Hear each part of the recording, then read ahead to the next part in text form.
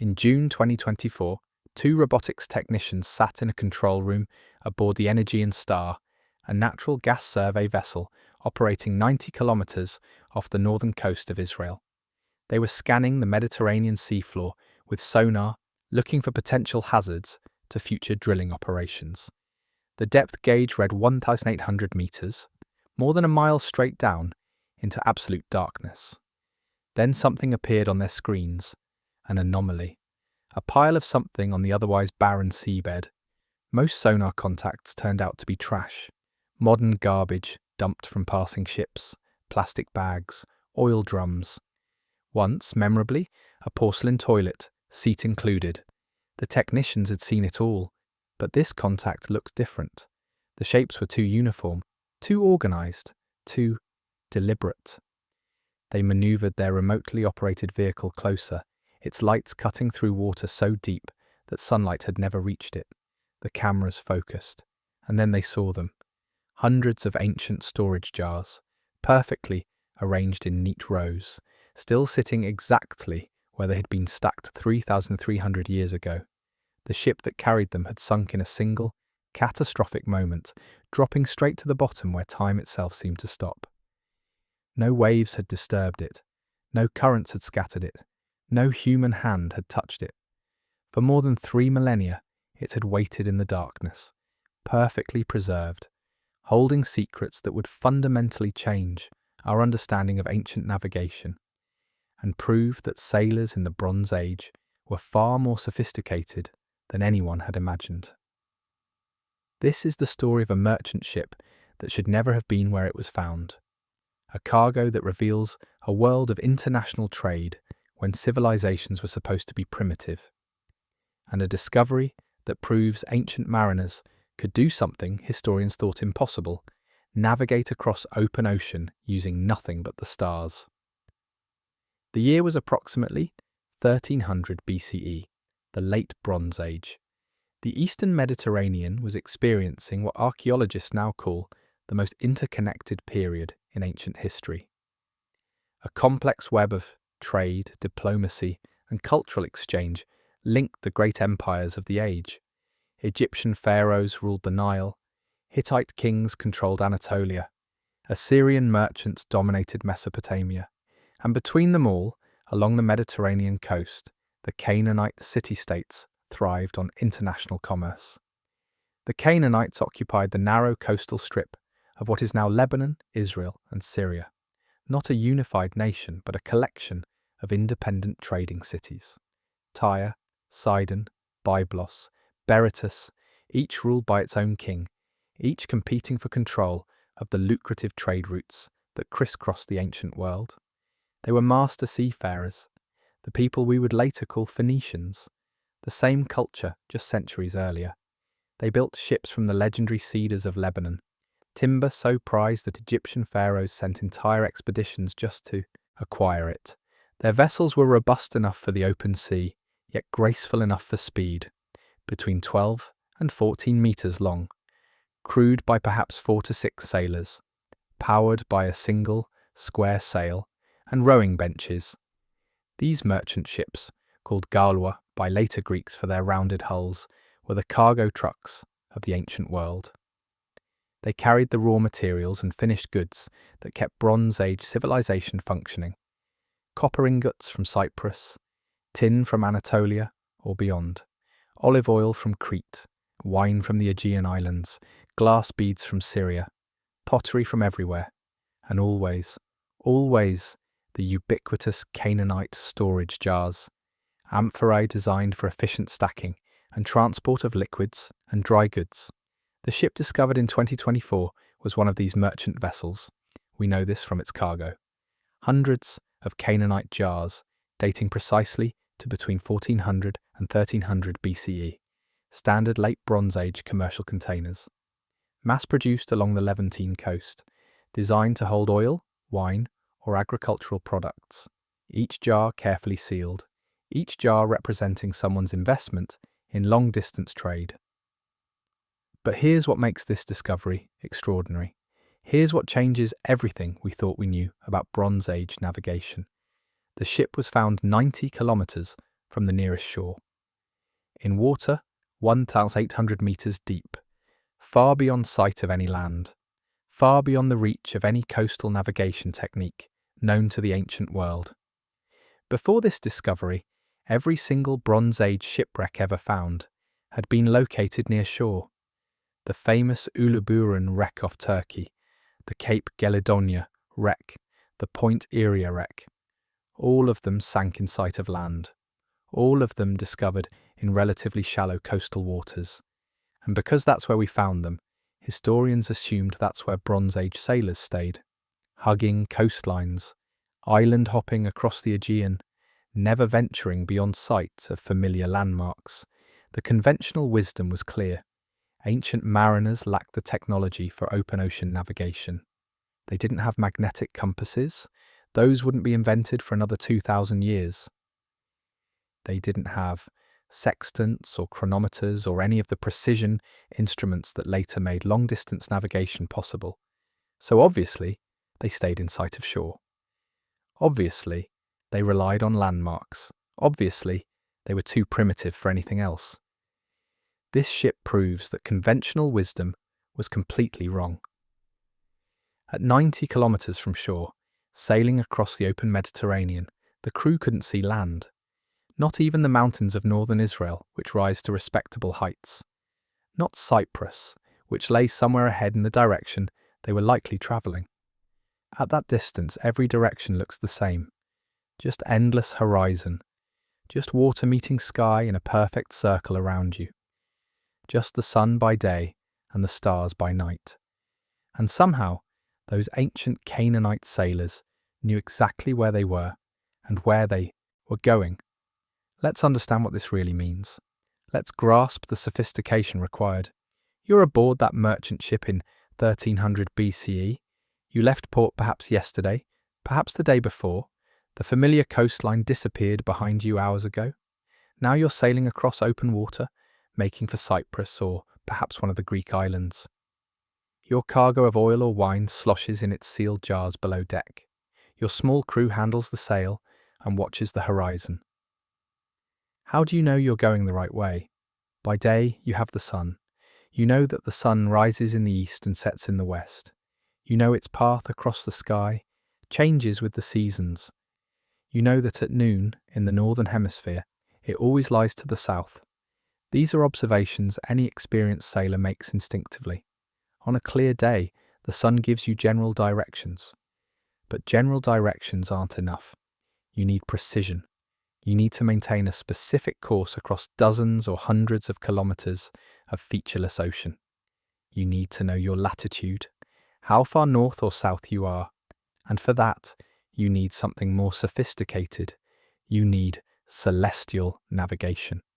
By night, the stars become your guide, and not just any stars. Specific stars that ancient Mediterranean sailors knew intimately, stars that later Greek and Roman writers would describe as the navigator's companions. The most important was the constellation we call Ursa Minor, the Little Bear, the constellation that contains Polaris, the North Star. Except in 1300 BCE, Polaris wasn't the pole star yet. The Earth's axis wobbles slowly over thousands of years, changing which stars appear to sit directly above the North Pole. In the late Bronze Age, the pole star was actually Kochab, also in Ursa Minor, but in a slightly different position. Ancient Greek writers preserved the knowledge that Mediterranean sailors used Ursa Minor for navigation. The Phoenicians, they said, trusted in the Little Bear, while Greek sailors preferred Ursa Major, the Great Bear. This wasn't mythology. This was practical navigational technique passed down through generations. But how did it work? Imagine standing on the deck of that ship at night. The Mediterranean is calm. It often is during the sailing season. The stars are brilliant in the unpolluted ancient sky. The Milky Way stretches overhead like a river of light. You can see more stars than most modern people ever witness. You look for Ursa Minor. You find it easily. You've been trained since childhood to recognize it. You note its position relative to the horizon, the height of the constellation above the horizon tells you your latitude. The higher it appears, the farther north you are. The lower it appears, the farther south. This is the fundamental principle of celestial navigation. The elevation of circumpolar stars, stars that never set below the horizon, varies with your latitude. If you can measure that elevation accurately, you know how far north or south you are. Ancient sailors didn't have sextants to measure angles precisely, but they didn't need sextants. They had something almost as good. They had decades of experience. They had mental star maps memorized from countless voyages. They could estimate angles by eye with surprising accuracy. They knew that when Ursa Minor appeared at a certain height above the horizon, they were on the latitude of Cyprus. When it appeared higher, they were approaching the Greek islands. When it appeared lower, they were near the Egyptian coast. They also used other star groups. Orion, which rises in the east and sets in the west, marking direction. The Pleiades, whose seasonal appearance signaled the opening of the sailing season. Draco, the dragon constellation, which in the Bronze Age contained the pole star and circled it closely. And they used the sun's noon altitude. At local noon, when the sun reaches its highest point, its elevation above the horizon is directly related to your latitude and the day of the year.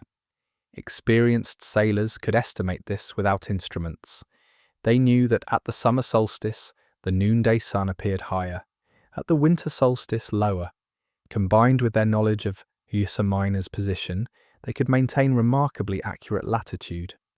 But here's what makes this even more impressive. Navigation isn't just about knowing where you are, it's about knowing where you're going. It's about maintaining a course across days and nights of travel. The Canaanite merchant ship was almost certainly heading for Cyprus. The island was a major Bronze Age trading hub. It produced copper, which when alloyed with tin became bronze, the defining metal of the age. Cypriot pottery appears at sites across the eastern Mediterranean. Canaanite jars appear at Cypriot sites. The trade was extensive and regular. Cyprus lies about 200 kilometers northwest of the Syrian coast, about 240 kilometers west of the Lebanese coast. To reach it from Canaan, you couldn't hug the shore. There is no continuous coastline connecting the Levant to Cyprus. You had to cross open water. You had to sail beyond sight of land for at least a day, probably more with Bronze Age sailing speeds. And somehow, ship after ship successfully made this crossing. Year after year, decade after decade, century after century. They navigated by the stars and the sun. They calculated their position using techniques passed down through generations of sailors. They maintained their course with accuracy that wouldn't be matched again until the age of exploration, thousands of years later. The Minoans of Crete had done it even earlier. Archaeological evidence suggests they used celestial navigation as far back as 2000 BCE. Their palaces at Knossos and Katozakros are astronomically aligned. The central courts are oriented not just to cardinal directions, but to specific stars that would guide sailors toward major trading partners. The palace at Katozakros aligns precisely with the navigational bearing to ancient Pelusium in Egypt. This wasn't coincidence, it was intentional. It was the architectural expression of navigational knowledge, star paths made stone. So by 1300 BCE, when our merchant ship set sail, celestial navigation in the Mediterranean was already a centuries-old tradition. It was specialized knowledge, carefully guarded by the maritime elite. Ships' captains and professional navigators formed a skilled class. They trained for years to master the stars. They memorized complex star maps. They learned to read weather patterns, wave behavior, cloud formations, bird movements, everything that might aid navigation. This knowledge was power. Cities that controlled it controlled trade. Merchants who mastered it became wealthy. Kings who sponsored skilled navigators extended their influence across the known world. And it worked. The archaeological record proves it worked. Mycenaean pottery from Greece appears in Canaan and Egypt. Canaanite jars appear in Greece and Anatolia. Cypriot goods reach everywhere. The Mediterranean in the late Bronze Age was an interconnected world of regular, reliable maritime trade, until something went catastrophically wrong for one particular ship on one particular voyage 3,300 years ago.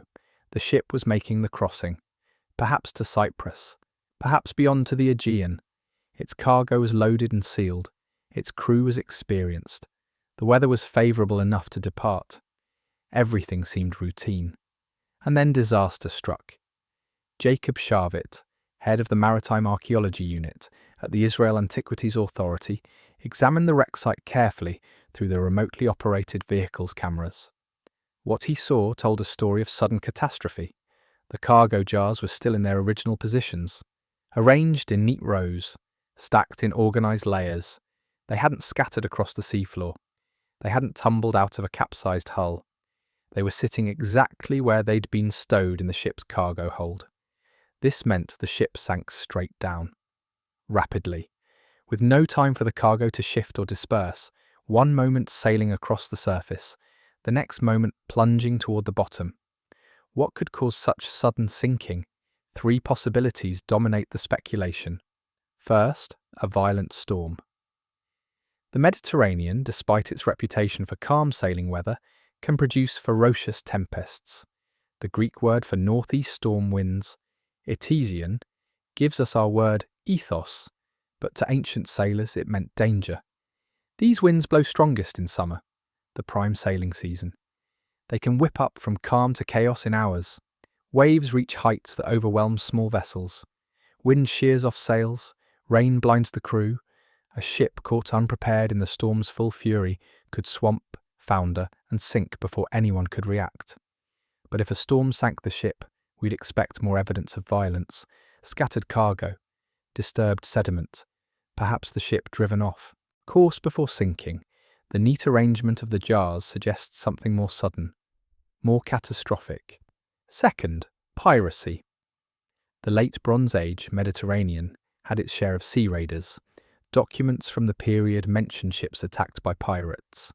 The Amarna letters, diplomatic correspondence between Egyptian pharaohs and their vassals, reference the danger of hostile vessels. Some scholars believe the mysterious sea peoples who would contribute to the Bronze Age collapse were essentially organised pirate fleets. An attack by pirates could explain the sudden sinking. A ramming attack, for instance. Bronze Age warships were equipped with rams, reinforced bronze beaks at the waterline, designed to hole enemy vessels. A successful ram strike could shatter a merchant ship's hull planking, flooding the hold instantly. The ship would sink before the crew could abandon it or salvage the cargo. There's literary evidence for this tactic. Later Greek and Roman sources describe pirate attacks on merchant vessels. The pirates would demand surrender and tribute. If refused, they would ram and sink the ship, then salvage what they could from floating debris. The crew would be killed or captured for slavery. The cargo lost to the depths. But if pirates attacked, why didn't they salvage the cargo? Hundreds of valuable jars, each containing saleable oil, wine or goods. In shallow water, ancient divers could have retrieved them. But at 1,800 meters depth, more than a mile down, no ancient diver could reach them. No ancient technology could recover them. If pirates sank the ship, they couldn't recover anything. They gained nothing. That seems unlikely. Third, structural failure, a catastrophic hull breach.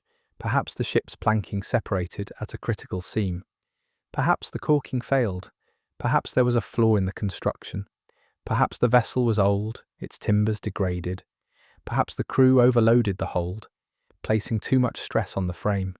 Ancient ships were built using the shell-first method. The outer planking was constructed first, fitted together, edge to edge, using a sophisticated mortise and tenon system. The Phoenicians, including their Bronze Age Canaanite predecessors, pioneered this technique. They cut mortises into the edge of each plank. They inserted wooden tenons to join adjacent planks. They secured everything with dowels. The result was a watertight shell. Then they added the internal framing, the ribs and supports that gave the hull structural strength. This was opposite to later European shipbuilding, which started with the frame and added planking. But it worked. It worked so well that Roman shipwrights would still use it 1,000 years later. But it wasn't foolproof. If the mortise and tenon joints failed, if the planking separated, water would flood in faster than any crew could bail. The weight of the cargo would drag the ship down quickly, straight down, still mostly intact. Exactly as the archaeological evidence suggests. Whatever the cause, the sinking was rapid and complete. The ship dropped through the water column, 100 meters, 500 meters, 1,000 meters, 1,500 meters, 1,800 meters to the bottom. The descent took perhaps 20 minutes. The crew had no chance. At that depth, the pressure is immense, over 180 times atmospheric pressure. Darkness is absolute, temperature near freezing. And there the ship came to rest on the soft sediment of the abyssal plain. The wooden hull, which would have survived above the mudline in shallower water, slowly disappeared into the seabed. But the cargo, the hundreds of Canaanite jars, remained visible, jutting from the sediment, arranged exactly as they had been 3,300 years earlier. This preservation is extraordinary. In shallow water, shipwrecks are disturbed, waves move them, currents scatter them, fishermen snag them with nets, looters plunder them. Every ancient shipwreck found in shallow Mediterranean waters shows evidence of disturbance. But at 1,800 meters depth, nothing disturbs you. No waves reach that far. Currents are negligible. No fishermen operate there. No human technology before the late 20th century could reach you. You are perfectly preserved. A time capsule, a frozen moment from the 1300 BCE, waiting to be discovered. And so it waited, through the final centuries of the Bronze Age. Through the catastrophic Bronze Age collapse, around 1200 BCE, when Mycenaean palaces burned, and Egyptian trade routes ceased, and the Hittite Empire disintegrated, and the interconnected world fractured. The ship sat undisturbed on the seafloor, while civilizations fell above it. Through the Iron Age that followed, through the rise of the Phoenician city-states, direct descendants of the Canaanite traders, through the expansion of Greek maritime culture, through the Roman conquest of the Mediterranean, through the fall of Rome and the Byzantine centuries, and the Islamic conquest and the Crusades, century after century, millennium after millennium, the ship waited in the darkness. Above, on the surface world, navigation technology advanced slowly. The Greeks and Romans understood celestial navigation, but didn't improve it much beyond Bronze Age techniques. Medieval sailors relied on coastal navigation and compass directions. The age of exploration brought sextants and chronometers and the ability to calculate longitude precisely. The 20th century brought radio navigation and satellite positioning. Modern ships cross oceans guided by GPS with meter-level accuracy, but none of this mattered to the ship on the seafloor. It remained untouched, unvisited, unknown, until June 2024. Energen, a London-based natural gas company, was conducting a standard pre-drilling survey. Israel had recently discovered enormous natural gas fields in its territorial waters: the Leviathan field, the Tamar field, the Karish field. These discoveries transformed Israel from energy importer to energy exporter, but developing them required careful environmental surveys. Karnit Bahartan, Energean's environmental lead, oversaw the survey work. Her team used standard remotely operated vehicles, sophisticated underwater robots equipped with high-definition cameras and sonar. They scanned the seabed systematically, looking for anything that might interfere with drilling operations or have environmental significance. Most sonar contacts were garbage. Bahartan flipped through photographs showing plastic bags, deck chairs, oil drums. The Mediterranean floor, especially near shipping lanes, accumulates modern trash. Sometimes her team would find solitary ancient artifacts. A single amphora, ceramic fragments, nothing major. Then came the anomaly, at 90 kilometers offshore. The sonar image showed a large assemblage of objects, uniform shapes, regular arrangement. Nothing like trash, nothing like natural seabed features. The ROV moved closer, its lights illuminated the site, the cameras focused, and Bahartan realized she was looking at something extraordinary. Israeli law requires companies to report archaeological discoveries. Bahartan immediately contacted the Israel Antiquities Authority. She sent them the initial images, and on the other end, Jacob Sharvitz received them. "I almost fell off my chair," he would later tell reporters. The moment he saw the images, he knew what they were. Canaanite storage jars, late Bronze Age, hundreds of them, perfectly preserved, and the location 90 kilometers from shore, in water 1,800 meters deep. The moment I realized they were Bronze Age jars, I understood this was a very ancient, important find. How important, I didn't know yet. But he was about to find out, because no Bronze Age ship had ever been found in deep water before. Every single late Bronze Age shipwreck in the Mediterranean had been located in coastal waters. This was unprecedented. This was potentially world-class. This was history-changing. The Israel Antiquities Authority and Energean quickly formed a partnership. The gas company had the technology and equipment needed to investigate. The IAA had the archaeological expertise. Together, they would examine the site and, if possible, recover samples.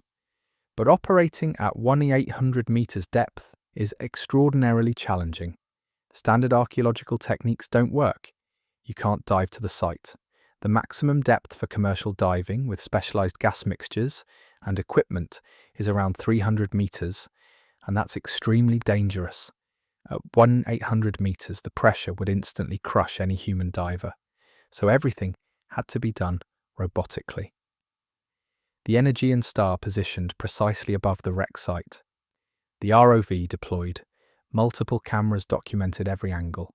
High-resolution sonar mapped the site in detail, and specially designed tools were developed to recover samples without disturbing the broader assemblage. The site mapping revealed the full extent of the cargo, between 200 and 400 jars depending on how many were buried beneath visible ones. Each jar was standard Canaanite design, elongated body, pointed base designed to nestle into sand or be set into special racks, 2 handles at the shoulder, narrow neck, the type archaeologists call Canaanite amphorae or Canaanite jars. They were arranged in neat rows, multiple layers. The visible jars were the top layer. Sonar penetration suggested at least one more layer beneath, buried in sediment. This was standard stowage for merchant ships. The pointed bases of lower jars nestled into special slots in the deck or into sand or grain used as dunnage. Upper layers stacked on top, the pointed bases fitting between the shoulders of lower jars. This interlocking arrangement prevented shifting during the voyage. The team could also make out faint linear features in the sediment. Sharvitz believed these might be the wooden ribs of the ship itself, buried beneath the cargo. Bronze Age shipwrecks are often found this way. The upper portions of the hull, exposed to water, eventually rot away or are eaten by marine organisms. But timbers buried in sediment can survive thousands of years. The Uluburan wreck preserved enough hull structure to reconstruct the ship's construction techniques. Perhaps this wreck would as well, but excavating wooden remains at 1,800 meters depth would require a major expedition, equipment that didn't exist yet, technology still being developed for deep-sea archaeology. For now, the team would focus on recovering 2 jars for study and dating. Over 2 days in May 2024, the team conducted the recovery operation. They selected 2 jars from opposite ends of the visible cargo. This would provide samples from different parts of the ship's load, potentially revealing whether the cargo was homogeneous or mixed. The ROV was equipped with a specially designed grabbing mechanism, gentle enough not to crack 3,300-year-old pottery, strong enough to hold it during the ascent. The mechanism looked like a soft basket with articulated arms. The first jar was gripped carefully. The ROV's thrusters engaged. Slowly, painfully slowly, the jar lifted from the seafloor, for the first time since it sank. Sediment fell away. The camera showed it intact, sealed, the ancient stopper still in place. Then began the ascent. 1 to 800 meters to the surface, 3 hours of careful climbing through the water column. The ROV operators monitored every meter. Any equipment failure would send the jar tumbling back to the bottom. Any loss of power would end the operation. 3 hours of tense concentration. And finally, the jar breached the surface. Golden sunlight fell on pottery that had been in darkness for 300 years. It emerged still caked in brown ooze from the seabed. Water streamed from it. The crew carefully transferred it aboard the Energy and Star. The next day, they retrieved the second jar. Another 3-hour ascent. Another successful recovery. 2 jars out of hundreds.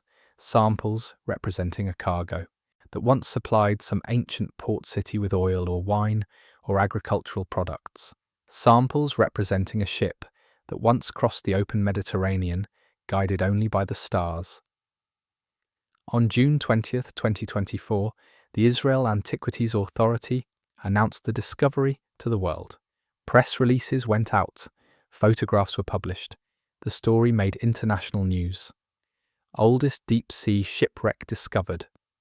3,300-year-old ship changes navigation history. Bronze Age mariners more advanced than believed. And they were right. This discovery did change history. It fundamentally altered our understanding of Bronze Age navigation capabilities. Because here's what the discovery proves beyond any doubt. Late Bronze Age sailors regularly navigated across open ocean, far beyond sight of land, using celestial navigation techniques. They didn't just hug coastlines. They didn't just island hop. They sailed across open water with confidence and accuracy. They maintained precise courses over hundreds of kilometers. They did this routinely enough that individual merchant ships attempted it. They succeeded often enough that regular trade routes operated. They had developed sophisticated navigational knowledge that wouldn't be exceeded until the age of exploration, more than 3,000 years later. Dr. Jacob Sharvit put it directly. The discovery of this boat now changes our entire understanding of ancient mariner navigational skills. It is the very first to be found at such a great distance with no line of sight to any land mass. From this geographical point, only the horizon is visible all around. To navigate, they probably used the celestial bodies by taking sightings and angles of the sun and star positions. Professor Eric Klein of George Washington University, an expert on late Bronze Age trade, placed the discovery in broader context. This ship sailed during what he calls the most interconnected period of the late Bronze Age. This was the era when Egyptian, Hittite, and Assyrian empires dominated the eastern Mediterranean, when Mycenaean Greeks traded with Levantine cities, when Cypriot copper went to Egypt, and Egyptian gold went to Anatolia, when Canaanite merchants sailed everywhere, carrying the goods that kept Bronze Age civilization functioning. This is the time that the Mediterranean is globalized, Klein explained. You've got lots of commerce, lots of diplomacy, and lots of interconnections between the Egyptian, Hittite, and Assyrian empires and the lands between them. And it all depended on ships like the one that sank. Merchant vessels crewed by professional sailors, men who had trained for years to master celestial navigation, men who knew the stars as intimately as modern pilots know instruments, men whose knowledge made Bronze Age globalization possible. Consider what they achieved. Without compasses, without sextants, without chronometers, without charts, without the mathematical frameworks that later navigators would use, they measured angles by eye, they memorized star positions, they calculated positions using experience and intuition, and they got it right often enough to sustain centuries of regular trade. Modern celestial navigation requires precise instruments and complex calculations. You measure the angle between a celestial body and the horizon using a sextant. You note the exact time using a chronometer. You consult nautical almanacs showing where every navigational star should appear from any position at any time. You perform mathematical calculations involving spherical trigonometry. You plot your position on charts marked with latitude and longitude. Bronze Age navigators had none of this, but they had something else. They had generations of accumulated knowledge. They had mental star maps built from thousands of hours observing the night sky. They had experiential understanding of how star positions varied with latitude. They had knowledge passed from master to apprentice, father to son, through maritime families and professional guilds. And they had necessity. Because if you're a Canaanite merchant wanting to trade with Cyprus, you can't hug the coast. There is no coast. You must cross open water. You must navigate out of sight of land. You must trust in the stars and the sun and your own skill. And if you can't do that, you can't trade. And if you can't trade, you don't survive. So they learnt. They developed techniques. They refined methods. They created a system of celestial navigation sophisticated enough for regular Mediterranean trade. And it worked. The 2 recovered jars are being studied intensively. Petrographic analysis of the pottery will determine where they were made. Cyprus, the Levantine coast, Egypt, the trace elements in the clay will act like a fingerprint, matching it to known pottery production sites. Analysis of any residue inside will reveal what the jars once contained. Oil would leave distinctive chemical traces. Wine would show differently. Fruits, grains, or other agricultural products would leave their own signatures. Even after 3,300 years in seawater, modern chemical analysis can detect these traces, and the pottery itself can be dated precisely through stylistic analysis and comparison to known examples. The Canaanite jar is one of the most studied pottery types in Mediterranean archaeology. Thousands of examples exist from sites across the region. The exact shape of the rim, the proportions of the body, the thickness of the walls, all vary slightly over time. Specialists can date a jar to within a few decades just by examining it. The preliminary dating places these jars between 1400 and 1300 BCE, the heart of the Late Bronze Age, the era of Egyptian New Kingdom power, the time when Mycenaean civilization flourished, the generation before the catastrophic Bronze Age collapse. This dating makes the navigation achievement even more impressive, because 1300 BCE was early. The Great Phoenician maritime expansion wouldn't come for another 300 years. The sophisticated navigation techniques described in classical Greek and Roman sources wouldn't be documented for another 2,000 years. Yet here we have direct evidence of open ocean navigation using celestial techniques during the Late Bronze Age itself. It forces us to reconsider other Bronze Age voyages we once thought impossible. The Minoans sailing to Egypt and Libya, the Mycenaeans reaching southern Italy and Sicily, the trade connections between the eastern Mediterranean and the Atlantic coasts of Africa and Europe. Were these all accomplished by open ocean crossings? Were Bronze Age sailors routinely navigating beyond sight of land? The evidence increasingly suggests yes. The Ulu Buran ship, though found in shallow water off the Turkish coast, carried a cargo from multiple sources: copper from Cyprus, tin from Afghanistan or Britain, glass from Syria, ivory from Africa, pottery from Mycenaean Greece and Canaanite ports. This wasn't a coastal trader picking up local goods. This was an international merchant vessel that had stopped at ports across the Mediterranean and perhaps beyond. A ship that must have crossed open water multiple times during its final voyage. Archaeological finds on Cyprus show extensive trade with the Levant. Canaanite jars appears in Cypriot settlements. Cypriot pottery appears in Canaanite cities. This trade required regular maritime contact. And regular maritime contact across 200 plus kilometers of open water requires reliable navigation, which requires celestial techniques. The same pattern appears everywhere in the Late Bronze Age Mediterranean. Egyptian records describe ships arriving from foreign lands. Mycenaean pottery appears in Egypt. Egyptian goods appear in Greece. Anatolian metals reach Italy. The web of trade was complex and extensive, and maintaining it required hundreds or thousands of ships making crossings that conventional archaeology thought impossible until the Energean star found that pile of jars on the seafloor. There's something poignant about the discovery. For 3,300 years, that ship sat in darkness. The civilization that built it collapsed. The trade routes it served were abandoned. The language its crew spoke died out. The gods they prayed to for safe passage were forgotten. The navigational knowledge they mastered was lost and had to be rediscovered millennia later. But the physical evidence remained. The cargo jars still sitting in their neat rows. The timbers still buried in the sediment. The whole frozen moment preserved by depth and darkness, waiting to tell its story to whoever finally developed the technology to find it and the wisdom to understand its significance. The 2 recovered jars will be displayed at the National Campus for the Archaeology of Israel in Jerusalem.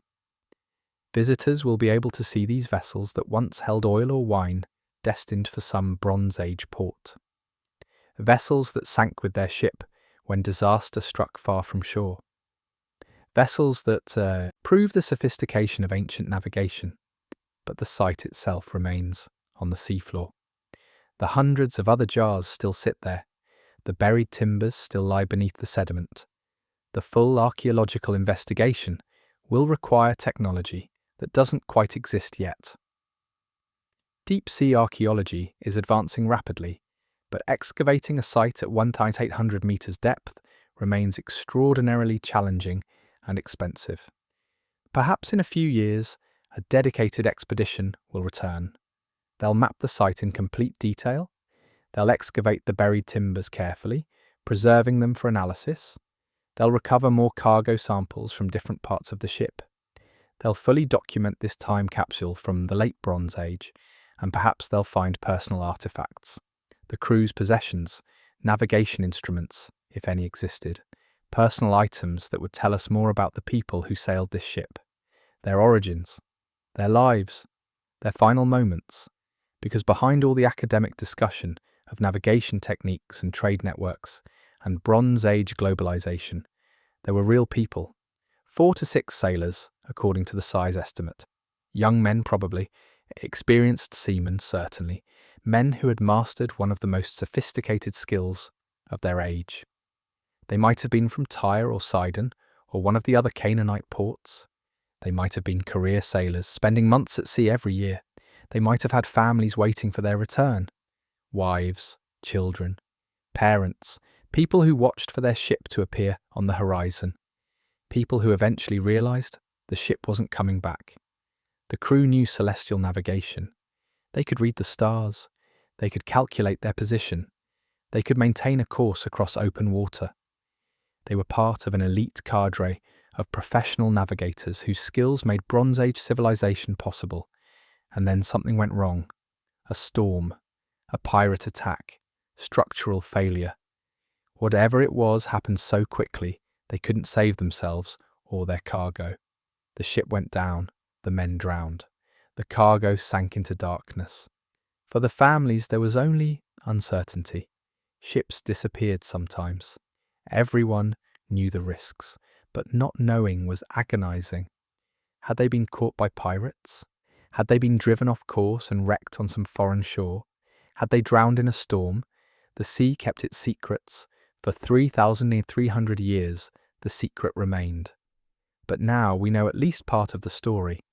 We know the ship reached its current location, halfway to Cyprus or beyond. We know it sank suddenly, catastrophically. We know the cargo remained undisturbed on the seafloor. We know that in June 2024, people finally found it and recognized its significance. And we know what it proves. Bronze Age sailors were far more sophisticated than modern scholars believed. They navigated by the stars across open ocean. They maintained regular trade routes requiring open water crossings. They possessed navigational knowledge that was remarkably advanced for its time. This knowledge was crucial to Bronze Age civilization. Without it, the interconnected world of the late Bronze Age couldn't have existed. Without reliable maritime navigation, there could be no regular trade. Without trade, no exchange of metals and goods. Without exchange, no bronze production. Without bronze, no Bronze Age. The sailors who mastered celestial navigation were essential to their civilization. They were the pilots who made globalization work 3,300 years ago. They were the professionals whose expertise connected Egypt to Anatolia, Greece to the Levant, Cyprus to everywhere. They were the human infrastructure of the ancient world. And they did it using nothing but their eyes, the celestial bodies, and knowledge passed down through generations of maritime tradition. They measured star angles by hand. They memorized positions. They calculated latitude without instruments. They maintained courses without compasses. They succeeded through skill and experience and intimate knowledge of the sky. Modern sailors with GPS can determine their position within meters. They can plot courses with computer precision. They can navigate in any weather, day or night, relying on satellites and electronics. But take away those tools, take away the technology, leave them with only the stars and the sun and their own knowledge. How many modern sailors could navigate across 200 kilometers of open ocean accurately? How many could maintain course by celestial observation alone? Very few, because it's a lost art replaced by technology. But 3,300 years ago, it wasn't lost. It was current. It was essential. It was what professional sailors did every day, and they did it well enough to sustain the most interconnected period of the ancient world. That's what the ship on the Mediterranean floor represents. That's why its discovery matters. Not just because it's old, not just because it's well preserved, but because it proves something historians doubted. It proves that ancient people were every bit as capable and sophisticated as modern people. They just used different tools and different techniques. They looked up at the stars. They calculated angles. They memorized positions. They navigated by celestial observation alone. And they did it successfully enough to cross open oceans, maintain trade routes, and build the interconnected world of the late Bronze Age. The discovery also raises new questions. How widespread was open ocean navigation in the Bronze Age? Were Canaanite sailors unique in this ability, or did Egyptians, Greeks, and others also navigate by stars? How exactly did they measure star angles without instruments? What mental calculation methods did they use? How did they account for current and wind drift? How did they handle cloudy nights when stars weren't visible? We may never know the complete answers. The navigational knowledge was passed down orally, master to apprentice. No Bronze Age navigation manual survives. No ancient sailor wrote down the techniques. We must infer them from later classical sources and from the physical evidence of where ships sailed. But we know one thing for certain now. We know Bronze Age sailors could navigate far from shore using celestial techniques. We have proof. That ship on the seafloor is the proof. The cargo jars sitting in their neat rows, 800 meters down, are the proof. The location 90 kilometers from any coast is the proof. It's one of the most important maritime archaeological discoveries of the 21st century. It rewrites the history of navigation. It proves Bronze Age seafaring was far more sophisticated than previously believed, and it connects us directly to the ancient sailors who made the late Bronze Age world possible. There's something almost mystical about the moment when golden sunlight fell on those jars emerging from the Mediterranean depths in May 2024. Pottery that had been in darkness since 1300 BCE. Pottery that last saw daylight when Egyptian pharaohs ruled and Mycenaean palaces stood proud and the Bronze Age was at its height. Now those jars sit in archaeological laboratories in Jerusalem. Scientists study them, analyze them, learn from them, extract every bit of information they contain. Dating, origin, contents, manufacturing techniques, everything that can be discovered. But the ship remains below. The hundreds of other jars remain. The buried timbers remain. The whole archaeological site sits on the Mediterranean floor, preserved by depth and darkness, waiting for the next generation of investigators with better technology and new questions. And somewhere up there, in the night sky, the same stars still shine. Ursa Minor still circles the pole. Orion still rises and sets. The celestial navigation stars that guided Bronze Age sailors still guide modern ones. The sky hasn't changed, only our relationship with it has changed. Those ancient Canaanite sailors looked up and saw their navigation instruments. We look up and see distant balls of fusion fire. They saw practical tools. We see abstract beauty. They knew every star by name and position. We barely recognize constellations. But for a brief moment, in 1300 BCE, those sailors and that ship and that cargo represented the cutting edge of human knowledge. They were doing something remarkable, something sophisticated, something that required years of training and experience. They were navigating by the stars across open ocean. They were connecting civilizations across vast distances. They were essential to the functioning of their world. And then that world ended. The Bronze Age collapse swept away the interconnected civilization. The trade routes failed. The ships stopped sailing. The sophisticated navigation knowledge was lost or forgotten. Centuries passed before Mediterranean maritime culture recovered. The Phoenicians, descendants of the Canaanites, would eventually revive and expand the old trade routes.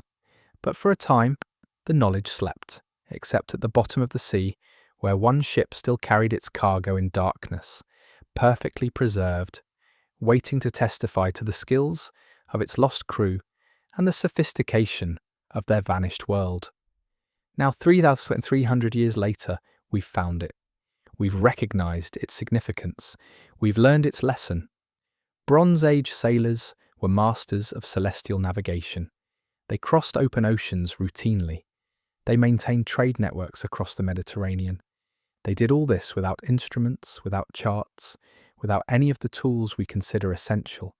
They did it through knowledge, experience, and intimate understanding of the celestial sphere.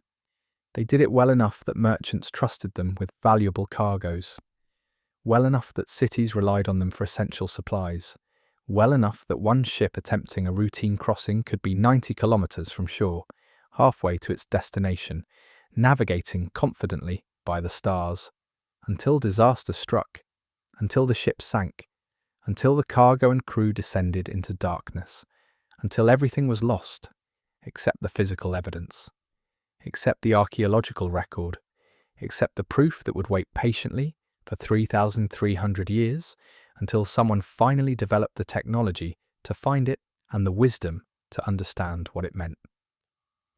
That's the story of the deepest Bronze Age shipwreck ever discovered. That's the meaning of the jars on the seafloor. That's why this matters. It's not just an old ship, it's proof of human ingenuity. It's evidence of sophisticated knowledge. It's a testament to the skill and courage of ancient sailors who crossed oceans guided only by the stars. And somewhere above that wreck site, if you were to sail there tonight, you'd see the same sky those sailors saw, the same constellations wheeling overhead, the same stars marking direction and latitude, the same celestial bodies that guided them on their final voyage. The stars remember, the sea remembers. And now, thanks to a gas company survey and some alert archaeologists and a 3-hour robot ascent through 1,800 meters of water, we remember too. We remember that Bronze Age sailors were sophisticated navigators. We remember that ancient people were just as capable as modern people, just using different tools. We remember that 3,300 years ago, someone sailed across open water trusting in the stars, and almost made it to their destination before tragedy struck. The ship rests on the bottom. The jars remain in their rows. The timbers lie buried. The wreck waits for fuller investigation. And above, the stars continue their ancient dance across the sky, still ready to guide anyone who learns their language.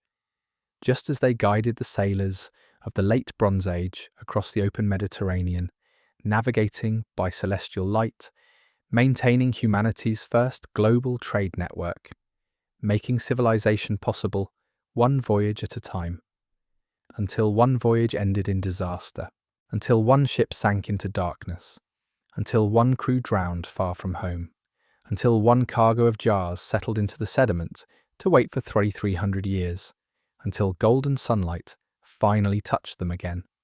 That's the discovery, that's the story, that's what changed everything we thought we knew about ancient navigation. A pile of jars on the seafloor, a merchant ship lost at sea, and proof that Bronze Age sailors could do something historians thought impossible: navigate across open ocean using nothing but the stars. The implications extend beyond navigation history. This discovery fundamentally changes how we understand Bronze Age society. Maritime navigation wasn't primitive experimentation. It was sophisticated professional knowledge. It required extensive training, specialized expertise, and institutional support. You couldn't just hand someone a ship and tell them to sail to Cyprus. You needed to train navigators from youth, teaching them to recognize constellations, memorize star positions, calculate angles, estimate distances, read weather patterns. This means Bronze Age civilizations had maritime academies of some kind, formal or informal institutions where navigational knowledge was preserved and transmitted. Perhaps guild systems where master navigators trained apprentices. Perhaps family traditions where fathers taught sons the secrets of the stars. Perhaps palace-sponsored schools where the children of elite families learned navigation alongside other royal arts. We have indirect evidence of such institutions. Egyptian tomb paintings show groups of sailors being instructed. Texts mention maritime families and professional mariners. Archaeological remains of ports include structures that might have been maritime centres, but we've never quite understood how sophisticated these institutions must have been, how much knowledge they must have accumulated, how effective their training must have been. This shipwreck proves they were very sophisticated indeed, because celestial navigation isn't something you figure out through casual observation. It requires systematic study. It requires generations of accumulated data. It requires mathematical understanding, even if not expressed in modern terms. It requires precision and accuracy and the ability to pass knowledge unchanged from generation to generation. And it requires trust. Merchants loading valuable cargo onto ships had to trust the crew's navigational skills. They had to believe those sailors could actually navigate to Cyprus or wherever across open water and arrive at the correct destination.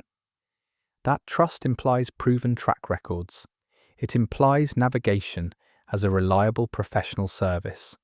It implies Bronze Age maritime culture was far more developed than most historians imagined.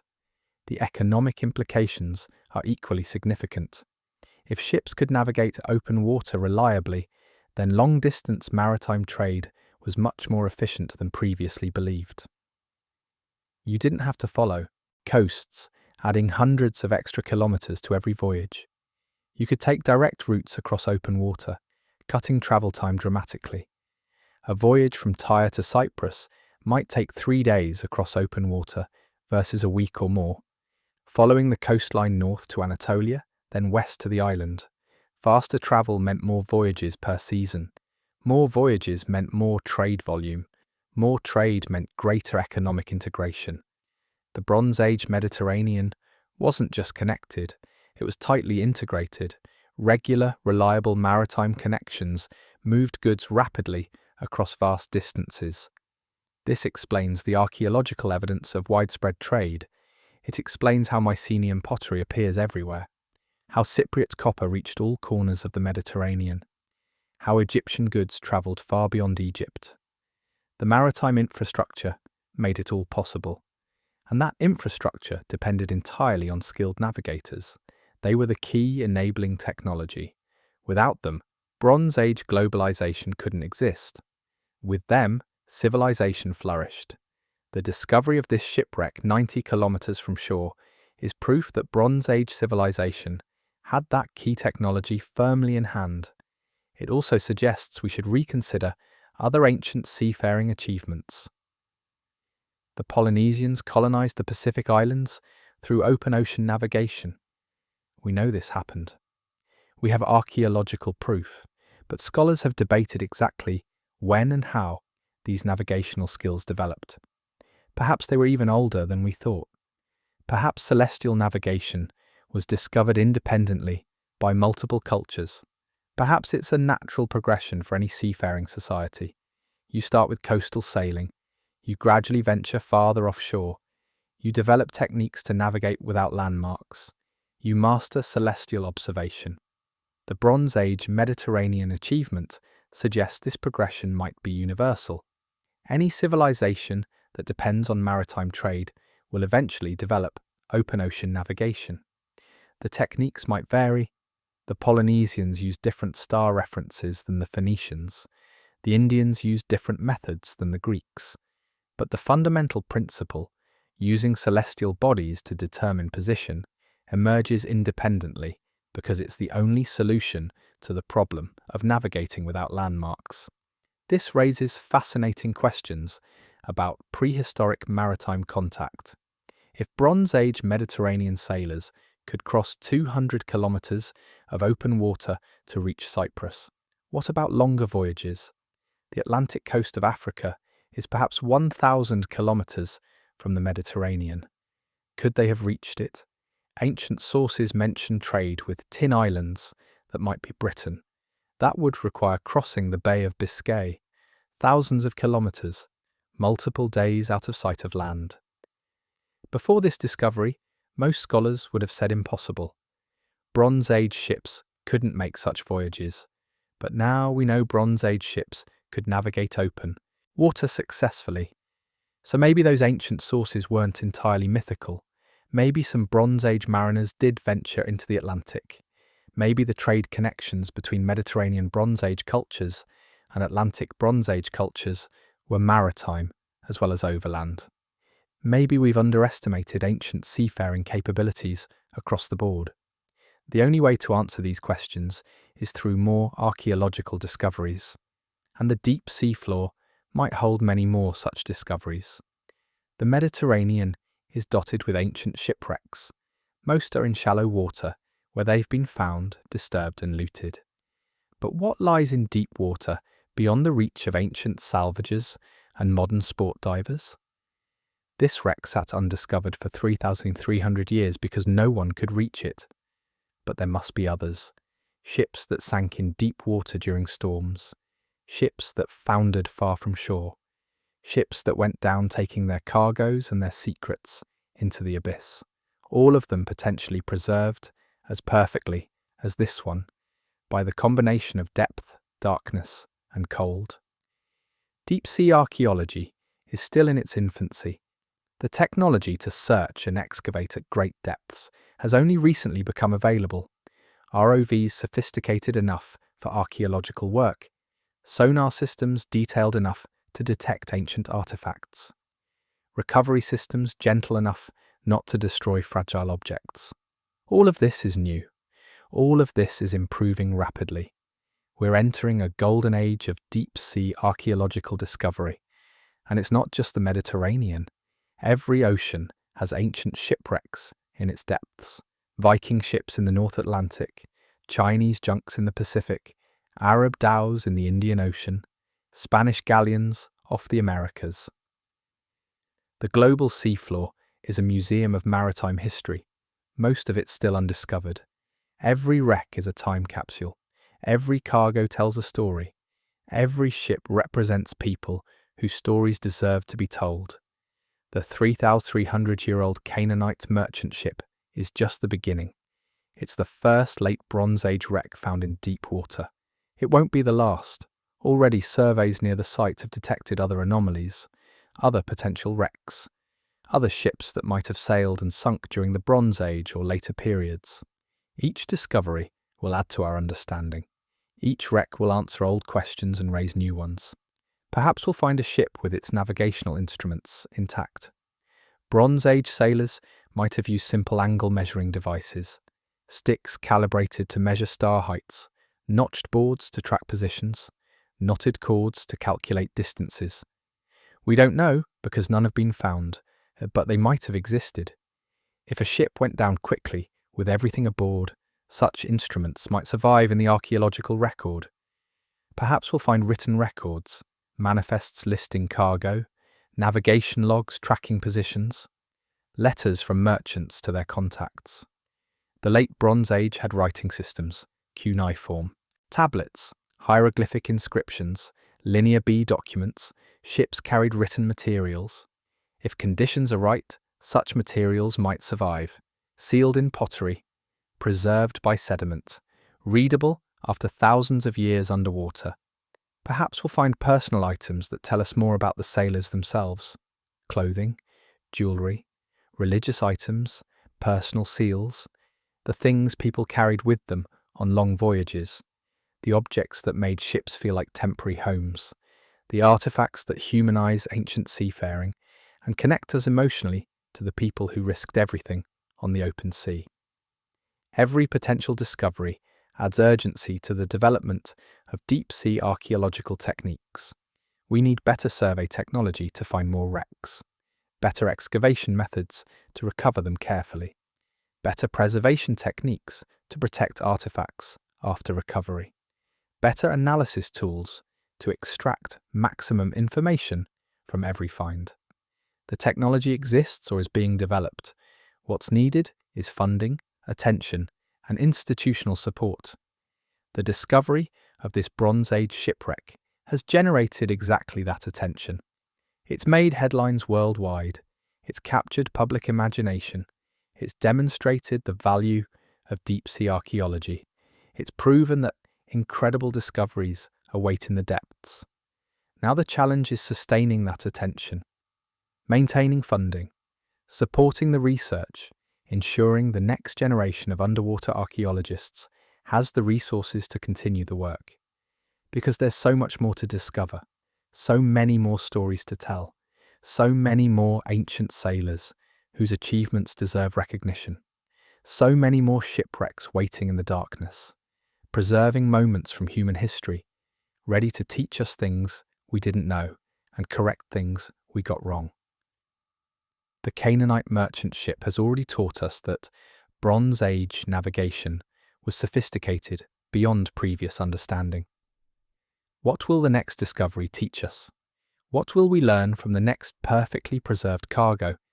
What mysteries will be solved by the next ancient vessel found in the depths? We can only wait and see, but we know now that the deep sea floor holds treasures worth finding. We know that ancient maritime history is far richer than we imagined.